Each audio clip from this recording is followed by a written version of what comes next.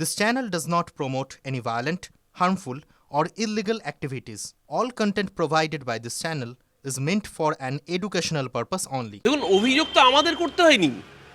2006 সালের 23শে October central ভিজিলেন্সে Manoj আগরওয়ালের এগেনস্টে অভিযোগ জমা পড়ে। 2006 সালে তো তৃণমূল ক্ষমতায় ছিল না। ডিসপ্রপোর্শনেট অ্যাসেট, এবং এই কেসে সিবিআই তদন্ত হয়। 2009 সালের 18ই ডিসেম্বর ওনার অফিসিয়াল রেসিডেন্সে রেড হয়, রেড করে সিবিআই। সবচেয়ে বড় কথা, সিবিআই রেড করে দিল্লির দ্বারকাতে 3টি, গুরগাঁওতে 1টি, গ্রেটার নয়দাতে 1টি, কলকাতাতে সব মিলিয়ে 6টা দামি জমির প্লট তার স্ত্রীর নামে। 2008-9 তখন তৃণমূল ক্ষমতায় আসেনি। সিবিআই এটাও জানায় যে এই প্লটগুলো কিনতে শ্বশুরকে প্যাকেজ হিসেবে ব্যবহার করেছিলেন মনোজ আগরওয়াল।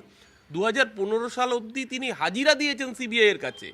তারপরে কেস ঠান্ডা করে যেতে পারে, কিন্তু এই ফ্যাক্টগুলো তো বদলাচ্ছে না।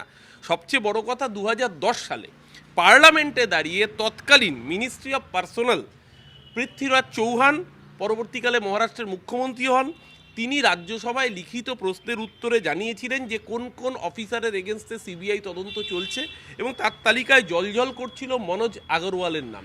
এগুলো তো আমাদের তথ্য নয়, এগুলো তো সেন্ট্রাল গভর্নমেন্ট, সেন্ট্রাল এজেন্সি, তারা তদন্ত করে প্রপার্টি সিজ করেছে।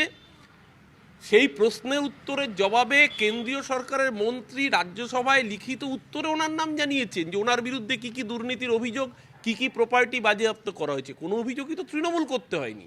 আমরা শুধু যিনি লক্ষণ রেখার কথা বলছেন তাকে আমরা একটু বলতে চাই, তিনি লক্ষণ রেখাটা যেন নিজেও মাথায় রাখেন। আর আজকে সবচেয়ে বড় কথা, এই এসআইআরের যিনি বিচার করছেন স্বয়ং বিচারপতি জয়মাল্য বাগচি, এমনি তার নাম করে দিচ্ছে জজমোল্লা বাগচি। এটাই হচ্ছে এসআইআরের এরারলেস প্রসেস। আজকে জানতে পারছি তার কাকা বৈকুণ্ঠ বাগচি, 89 বছর বয়স, বয়স্ক মানুষ, তিনি আন্ডার অ্যাডজুডিকেশন, তিনিই বিচারাধীন। এবার বুঝে দেখুন কি এসআইআর হয়েছে। দেশের সংবিধান উল্লঙ্ঘন করার অপরাধে অবিলম্বে আদালতে সুমোটো কগনিজেন্স নেওয়া উচিত। এই অসভ্যতাম, এটা আসলে দেশের সাংবিধানিক কাঠামোকে ধ্বংস করার চেষ্টা। শুভেন্দু অধিকারীর এই মন্তব্য। অবিলম্বে হাইকোর্ট এবং সুপ্রিম কোর্টের উচিত সংবিধান অবমাননার দায়ে ওর বিরুদ্ধে সুমোটো কগনিজেন্স নেওয়া এবং ওকে জেলে পোড়া। কারণ এই ধরনের ক্রিমিনাল সুস্থ সভ্য সমাজে ঘুরে বেড়ালে সেটা দেশের পক্ষে ক্ষতিকর। শাসক দলের উস্কানি, অসভ্যতাম করছে। অ্যাডজুডিকেশন কারা করেছে? শাসক দল করেছে। আন্ডার অ্যাডজুডিকেশন, যদি মমতা ব্যানার্জি সেদিনকে সুপ্রিম কোর্টে অ্যাপিয়ার না করতেন, এই যত অ্যাডজুডিকেশন দেখছেন 60 লাখ, এটাকে ডিলিট করে দিত।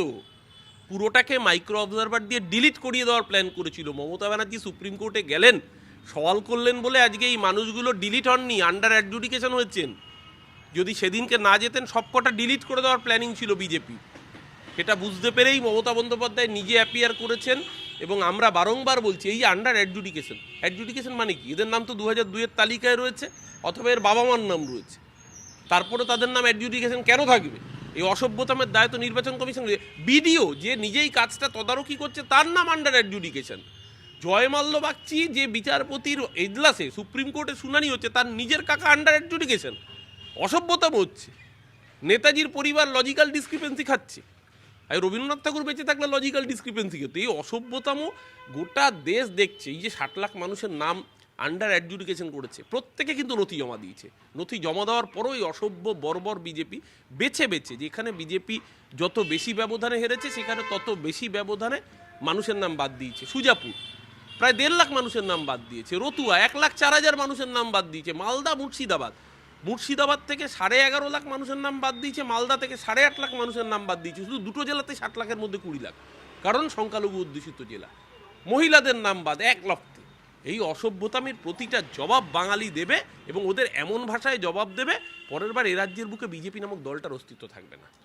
বেটি বাঁচাও বেটি পড়াও স্লোগানটা ভারতীয় জনতা পার্টি আসলে বলতে চেয়েছে বেটি বাঁচাও পর বিজেপি সে, বেটি বাঁচাও ভাজপা সে। কারণ বিজেপির রাজত্বে আমরা দেখেছি মহিলাদের কি অবস্থা হয়। উন্নাও, হাতরাস থেকে মণিপুর, ভুবনেশ্বর একের পর এক চোখে আঙুল দিয়ে দেখাচ্ছে। আর এখন তো এই রাজ্যের বুকেই জলপাইগুড়ি পার্টি অফিসে দেখে দর্শন। এই জিনিস গোটা ভারতবর্ষে চলেছে। এখন বাংলা দেখুক যে কারা বেটি বাঁচাও বেটি পড়াও স্লোগান দিয়েছে। এবার আসবে মহিলা কমিশন, এবার যাবে অর্চনা মজুমদার, এবার আসবে বিজয়া রাহাতকর, এবার টুইট হবে শুভেন্দু অধিকারীর। এত বড় বড় বাতেলাবাজি কোথায়? শুভেন্দুর টুইট কোথায়? সুকান্তর টুইট? শ্রমিক ভট্টাচার্য কোথায়? সুরেলা গলায় কি শক্তি চাটুর্যাওরাও? এবার জানতে ইচ্ছে করছে। এই অসভ্য বর্বর রেপিস্টের নাম ভারতীয় জনতা পার্টি, একমাত্র দল যারা ধর্ষকের সমর্থনে রাস্তায় নেমে মিছিল করেছিল কুলদীপ সিং সেঙ্গারের হয়ে, তার নাম বিজেপি। মুনিরত্ন বিজেপির কর্ণাটকের এমএলএ মহিলা সহকর্মীকে অফিসে ডেকে এনে ধর্ষণ করে, মুখে প্রস্রাব করে, গায়ে ভাইরাল ইঞ্জেকশন দিয়ে দিয়েছে। কদিন আগের ঘটনা, সারা ভারতবর্ষে ছড়িয়ে রয়েছে এরা। আসারাম বাপুর সমর্থনে গলা ফাটায় বিজেপি। বাবা রাম রহিমকে পেরোলে মুক্তি দেয় বিজেপি। বিলকিস বানুদের জেল থেকে বের করে এনে মালা দিয়ে বরণ করে সম্বর্ধনা দেয় বিজেপি। আর এই বিজেপি সন্দেশখালিতে মণ্ডল সভাপতি ফাঁস করে দেয় স্টিং অপারেশনে। গঙ্গাধর কয়াল বিজেপির মণ্ডল সভাপতি, যে হয় নাই, শুভেন্দুদা তাকে রেপে কনভার্ট করে দিছে। কত বড় নেতা, আমরা পারিনি, শুভেন্দুদা কইরা দেখাইছে। যারা বাংলার মায়েদের ইজ্জত 1,500 টাকা 2,000 টাকার বিনিময়ে ফলস অভিযোগ করে গোটা বাজারে বিক্রি করে দেয়, তার নাম বিজেপি। সেই বিজেপির পার্টি অফিসে মহিলা সহকর্মী ধর্ষণ হবে না, তার কি হবে?